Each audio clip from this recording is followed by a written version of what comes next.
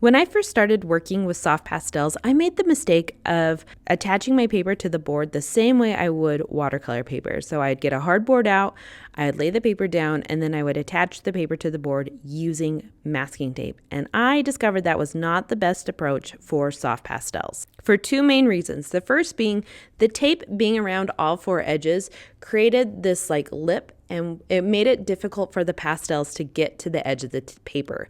And so I'd get this unwanted halo effect where it was difficult to get details in. The second was that working on a really hard surface made it difficult for me to fill in the tooth of my paper and to get even blends. My pastels tended to skip across the surface of the paper. So with trial and error and seeing what other artists were doing, this is what I started doing. I started working on foam core board. If I'm working on my easel, I tend to use a thicker foam core, like 1/2 inch to 1 inch thick, so that it's more supported. But on my table, 1/4 inch is just fine.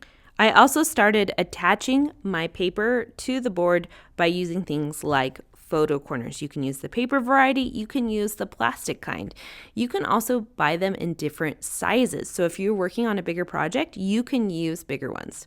The other thing I started using were these mounting strips. So these are like heavy duty pieces of plastic with double-sided tape attached to them. And what you can do is you can cut those down to size and they can help support your piece along the long edges. This is especially helpful when you're working on your easel.